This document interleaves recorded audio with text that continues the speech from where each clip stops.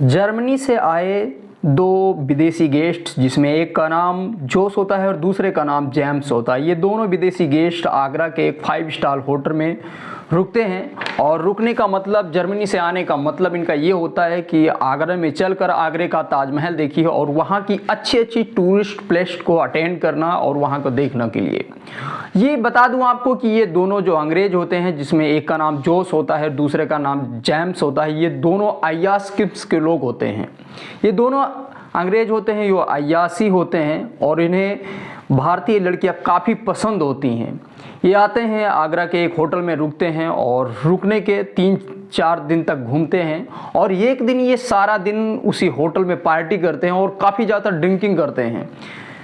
जब काफ़ी ज़्यादा ये ड्रिंकिंग करते हैं तो ड्रिंकिंग करने के बाद में उस होटल के मैनेजर के पास कॉल करते हैं और कहते हैं कि मुझे लड़की चाहिए, हो सके तो मुझे एक लड़की की व्यवस्था करवा दो।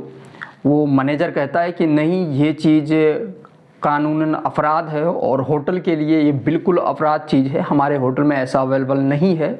और ऐसा कह करके वो कॉल डिस्कनेक्ट कर देता है। वो दोनों अंग्रेज जो जेम्स और जोस होता है दोबारा फिर से कॉल करते हैं और कहते हैं कि इस चीज़ के लिए आपको काफ़ी मात्रा में रकम दी जाएगी और हो सके तो आप व्यवस्था करवा दीजिए। कहते हैं कि ना कि पैसा फेंको तमाशा देखो, और कहीं ना कहीं पैसा एक ऐसी चीज़ है जो एक अच्छे से अच्छे इंसान को कहीं ना कहीं डगमगा देती है। और वही होता भी है। जब पैसे की बात आती है तो मैनेजर होता है उस होटल का, वो मान जाता है, कहता है ठीक है, आपकी कॉल कटेगी, इससे पहले आपके फ़ोन पर 5-7 लड़कियों के फ़ोटो जाएंगी, उसमें से जो लड़की के फ़ोटो आपको पसंद हो उसे हमें दोबारा सेंड कर देना। ठीक ऐसे ही होता है, कॉल कटता है और जो मैनेजर होता है 5-6 लड़कियों के फ़ोटो उस अंग्रेज़ों के पास भेजता है और उसमें से 2 लड़कियां उसे पसंद आती हैं और दोनों को रिसेंड करते हैं। और ठीक 1 घंटे के बाद वो दोनों कारीगर, जो लड़की होती हैं कारीगर के रूप में काम करती हैं, वो उस होटल के उस रूम में पहुंच जाती हैं जहां वो दोनों विदेशी गेस्ट रुके हुए थे। जब वो अंग्रेज़ दोनों उन लड़कियों को देखते हैं तो काफ़ी ज़्यादा खुश हो जाते हैं। उसके बाद में और ज़्यादा वो ड्रिंकिंग करने लगते हैं। ड्रिंकिंग करते करते पता ही नहीं चलता है, रात हो जाती है और रात में उन लड़कियों को भी ये ड्रिंकिंग करवाते हैं। उसके बाद में उनके साथ शारीरिक संबंध बनाना स्टार्ट कर देते हैं।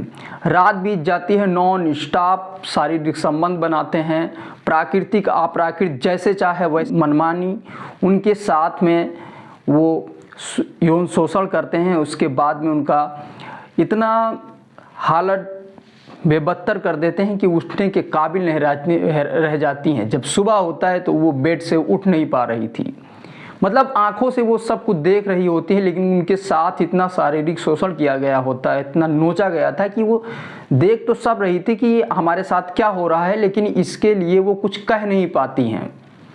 सुबह होता है, नग्न अवस्था में वो बेड पर पड़ी होती हैं, लेकिन उनके शरीर में इतना दम नहीं होता है कि उठ करके वो चल पाएँ या उठ करके अपना कपड़ा पहन पाएँ। जब सुबह होता है तो कुछ जो होटल के होते हैं, होटल के और सहायकों द्वारा इन दोनों लड़कियों को एक हॉस्पिटल में ले जाया जाता है। अब यूं ही बात ख़त्म नहीं होती है।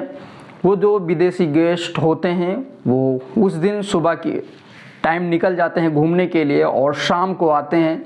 शाम को आने के बाद में सो जाते हैं। फिर दूसरा दिन होता है और दूसरे दिन वो घूमने के लिए निकल रहते हैं। तभी उनकी नज़र एक रिसेप्शन पे पड़ती है, रिसेप्शन पे बैठी लड़की पर पड़ती है। पहले आपको बता दूं कि जो वो लड़कियां थी जो पहले दिन उन दोनों गेस्ट के लिए गई थी, जिनमें एक का नाम होता है एक लड़की का नाम रिया होता है, दूसरी का नाम पल्लवी होता है। हालांकि उन जब दूसरे दिन वो अंग्रेज निकलते हैं घूमने के लिए, तभी उन नज़र एक रिसेप्शन पर बैठी लड़की पर पड़ता है जिसका नाम होता है प्रियांशी गुप्ता होता है। उस लड़की का नाम प्रियांशी गुप्ता होता है। उसके ऊपर नज़र पड़ती है और नज़र पड़ते ही वो दोनों अंग्रेज वहीं से फिर अपने रूम में वापस चले जाते हैं।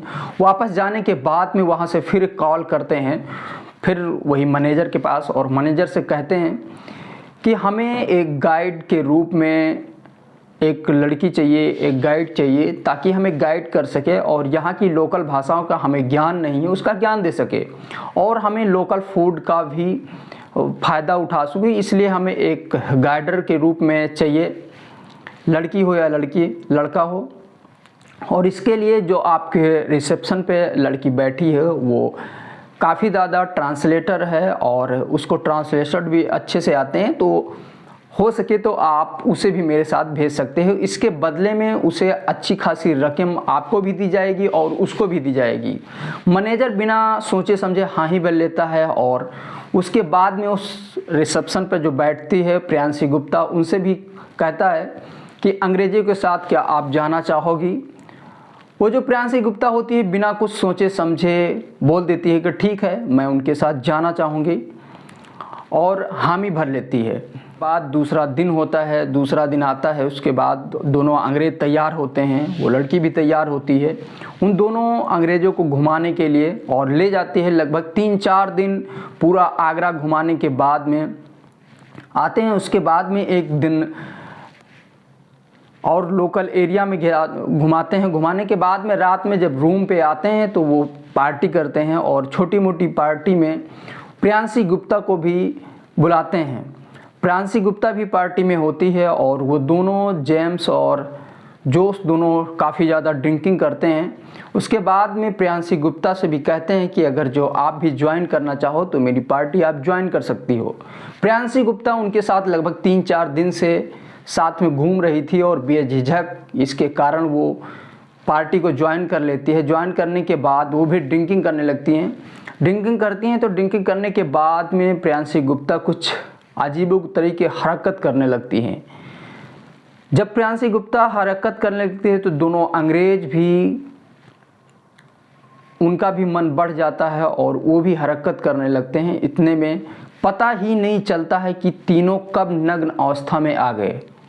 इसके बाद में प्रियांशी गुप्ता के साथ वही करते हैं जो पिछले कुछ दिनों में उन 2 लड़कियों के साथ हुआ था। प्रियांशी गुप्ता के साथ भी शारीरिक संबंध बनाते हैं और प्राकृतिक अप्राकृतिक पूरी रात बीत जाती है और नॉन स्टॉप शारीरिक संबंध बनाते हैं। जब सुबह होता है तो प्रियांशी गुप्ता की आंखें खुली रहती हैं, लेकिन ये नहीं पता चलता है कि हमारे साथ क्या हो रहा है। नशे में इतनी धुत तो होती हैं कि उन्हें कुछ पता ही नहीं चल पा रहा था। वो दोनों अंग्रेज जब तक उनका नशा नहीं उतर जाता है, जब तक वो प्रियांशी के साथ लगातार शारीरिक शोषण करते रहते हैं। दूसरा दिन होता है, उसके बाद में मैनेजर के पास खबर जाती है कि ऐसी हालात है। उसके बाद में वो मैनेजर कुछ लोगों की हेल्प से प्रियांशी गुप्ता को भी एक हॉस्पिटल में एडमिट करा देता है, उनकी दवा चलती है। ये खबर सुनाने का माध्यम हमारा ये नहीं था, किसी को परेशान करने नहीं था, लेकिन मैं ये कहना चाहूँगी हमें लगता है कि सबसे बड़ी गलती इसमें रही होगी तो रही होगी उस मैनेजर की। अगर जो पहली बार कॉल गया था और मैनेजर साफ साफ मना करने के बाद में दूसरी कॉल गई थी, दूसरी कॉल में भी मना कर देता तो शायद इतनी बड़ी घटना न घटती जितनी बड़ी घटना हो गई। और आप लोग कमेंट सेक्शन में ज़रूर बताइए कि सबसे बड़ी इसमें गलती किसकी रही होगी। थैंक यू, मिलता हूँ नेक्स्ट वीडियो के साथ, तब तक के लिए नमस्कार।